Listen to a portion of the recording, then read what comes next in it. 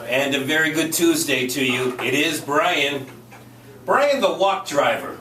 Well, that doesn't sound good. Brian the Walker. Brian the Talker. It's a Tuesday. It's the Tuesday before the New Bedford point in time count, when volunteers will spread out across the city of New Bedford looking to count the homeless. And during that time, I don't know if you want to call it a lure to get more of the homeless out, or a great gesture, which it certainly is. At any rate, there is going to be, you know what we call the roach coach?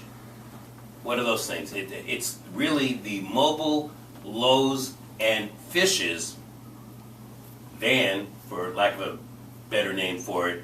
It's going to be out, and it's going to be parked at the Paca House sometime after 2 o'clock tomorrow through the night, and I guess seemingly until they stop that count on Thursday. We'll find out more, because we actually have the operator of the Mobile Loaves and Fishes program and the truck. He's in studio today. His name is George Bailey. Now, as I mentioned at the beginning, the Walker, Brian the Walker. Well, Saturday evening, the snow was coming down left and right, and I am walking with takeout food in the opposite direction, so I can see the headlights coming at me. I'm walking on Route 6, heading toward New Bedford, and this vehicle comes by and actually stops. And the man asked me where I'm going. And I said, I'm heading up toward New Bedford. And he goes, but where are you going? I'm pulling in to get some ink cartridges. And long story short, turns out it's a person that I'd seen before, didn't recognize him. I used to live up the street from where his print shop is in North Dartmouth. And he is the lay at St. Paul's Methodist Church. His name is George Bailey. It is the same George who joins us in studio today. George, hello. Hello. And I want to thank you again. Get a little bit closer to our microphone. Thank you for the ride. Really appreciated the way the snow was coming down. You're very welcome. So, Mobile Loaves and Fishes. You've been at that part of the program for quite a few years now. About 6 years, going on 7, yeah. And what's the genesis of the program here in the New Bedford area? Well, it actually started in Rhode Island under Pastor Brian Souza. And that truck, when he left, stopped. And so we were picking it up in New Bedford. And I guess what we ended up doing was getting on a plane and going down to Texas and to meet the founder, Alan Graham, and find out what the whole situation was down there. And we came back up, started getting the infrastructure in the church ready, waiting for the truck, because they would be providing the truck for us. That's what their part would be. But because of the economy at the time, in 2008, as you know, everything fell apart. We were waiting for a year and nothing was happening, so we were thinking, well, why can't we just get the Rhode Island truck? But that didn't work either, because they wanted to keep that, get that truck going again for the people who were in the Rhode Island area. So we finally kicked in some money of our own to get the truck up and running, and it's been about 6 years now running. And exactly what does the Mobile Loaves and Fishes truck do? We go around the city of New Bedford, and we've tried to establish some sites that we can regularly visit. We go about every day except Sunday, and we meet them. I can give you the schedule if you'd like it quickly or not. No, that's all right. Yeah, but yeah.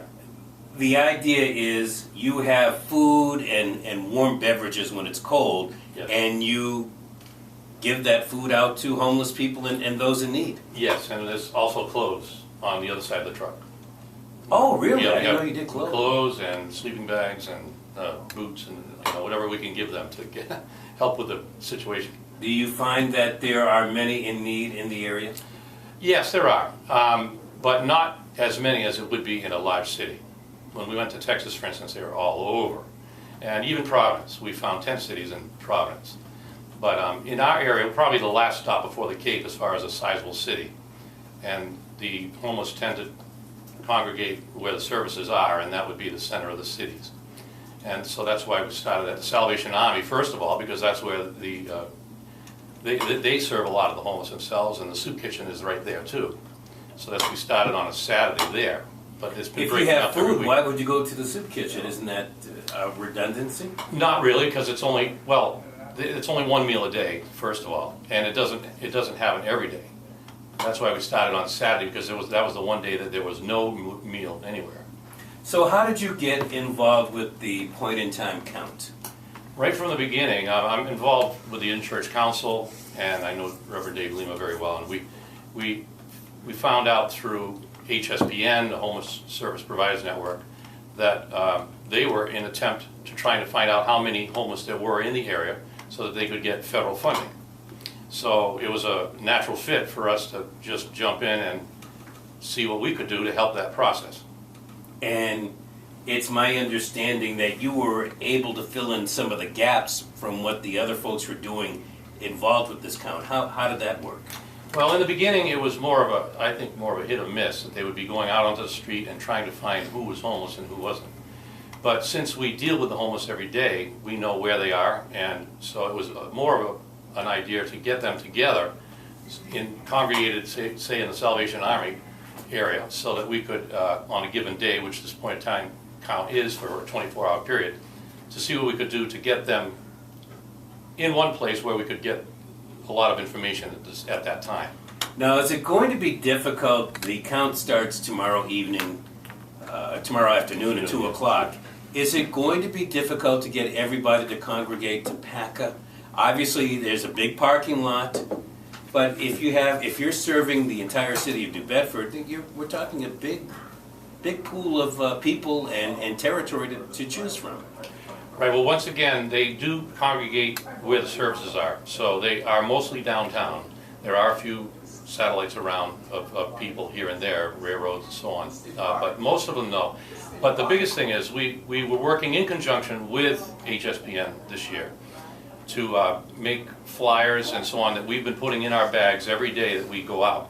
So there's been a lot of advertising on this event. Yeah, I did. And not only that, the PACA building has been the overflow shelter this year for the homeless. So they have been there and have also been told that this point in time count is going to take place.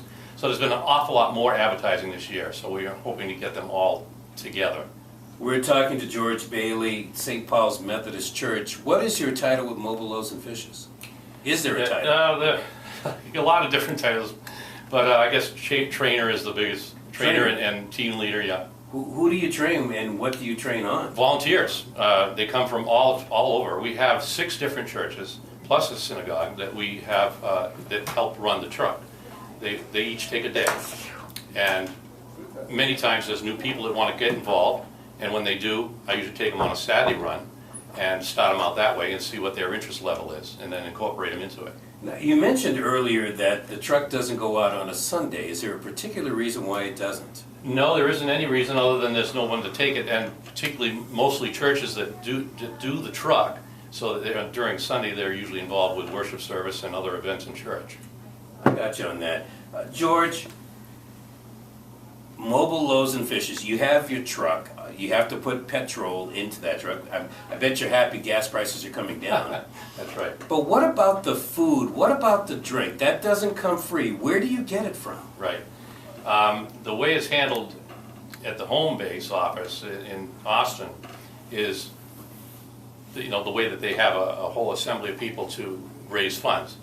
We have tried to raise some funds in this area, but we're not at all as well off as the Austin area. They have millionaires and billionaires down there. Up here, we had to find a different slant. So, there are penny heirs here, nickel heirs. That's right. A lot of nickels and pennies to get the thing off the ground. So what it boiled down to is, in the beginning, we had a few grants and we had a few people trying to help get the thing going. But like anything else, after a while, that gets tired and old, and I gave it the office, and that type of mentality draws in. So I had to really start having the actual churches that do the runs to pay for what they give up. Basically, is what it does. It was a system set up so that they could help share the load of the expense of running the operation. What would a given day expense be for Mobile Loaves and Fishes? Right now, we're trying to do $95, and that was what it cost for the truck to go out basically on a given time. And that includes the food, and are we talking about when we say the food? Well, the food, we have sandwiches. We usually have ham, cheese, bologna cheese, peanut butter and jelly type of sandwiches. And then we have different types of chips and that types of thing that go. Also have a lot of fruit. We have oranges, apples, and bananas, and grapes when they're in season and affordable. And we have obviously water. Water is always a big thing. We get donuts and things from different shops like Dunkin' Donuts and places that we can get it from. And now even Domino's, Nelson talked lots of Domino's has been kicking in pizza. And there are other places that also do that. So we're trying to find as many things that we can get that will be given to us too, obviously, to keep expenses down. Is that working? It works to some extent, but the churches still have to pay the load as they go along. And so what we're trying to do is raise more and more funds so that we can diminish that. But is there any good way, great way to raise the funds for mobile loaves and fishes? Well, we just had, through HSBN, it was that did sponsor this. There was one homeless night too many that was done in Nomandon. You probably know about that. And that's when business leaders and different organizations got together to raise awareness. And since that time, there has been more people getting involved. We have Cafe Roma, for instance. Cafe Mimo.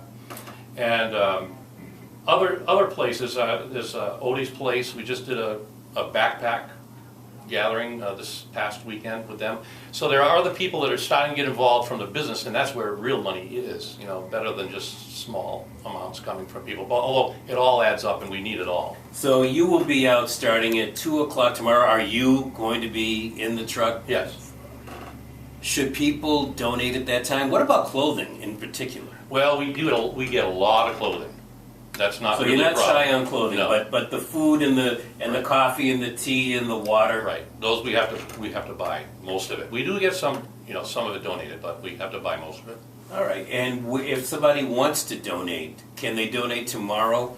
And Yes. if not tomorrow, where should they go to donate? Well, we're trying to set up a system that would make it easier for donations, but right now the best thing that they could do is make a check to St. Paul's United Methodist Church, MLF, on Kempton Street, New Bedford.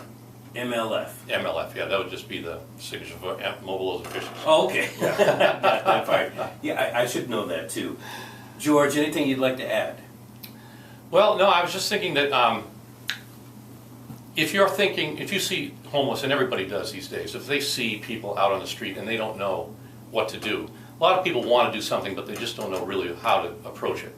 But so if you donate to MLF, that's one of the best and most caring ways and most efficient ways to show them God's love and to show them a way that they can take their donation 100% and bring it to the street where we can take the task at hand and deal with those in need. As long as you brought that up, you're right, people see homeless all the time. We see people standing at intersections with signs. Yes.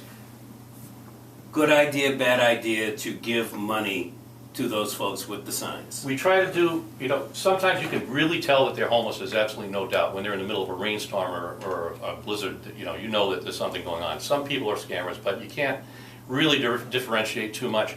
Sometimes it's better to give a Dunkin' Donuts card because you'll know where the money's going, if it's something that if they need food or something like that. Money is, if you can help and you think they really need it, it's okay. Just be discerning on how you approach it. You ever go by Market Basket in the 7-Eleven, the intersection Right going there. on to 195? There's a person who has a lawn chair. Yeah. And he or she is sitting in that lawn chair. I was by there the other day. The chair was there. There was a little path shoveled out. Yes. Nobody was occupying the chair because it was early in the morning. But my mind is saying, look, the homeless person knows what to do. They're all set. They're just waiting for some more money. I don't know how good that is. Well, there are some people that may be like that, that don't really need it, and maybe they're just looking for some cash, easy, wet cash. But I would have to say that the ones that I've seen, there are more and more of them. And I usually stop and talk to them and find out their situation and give them a flyer of the locations of where they can go for food and so on. And they really are desperate, most of them. There are exceptions, but most of them are desperate. More and more homeless each Yes. and every year that you've been doing Mobile Loaves and Fishes? Not a significant rise. There will be if we have any legislation that goes through that might change the situation with the hotels and motels. We could have explosion on our hands if they hit the street.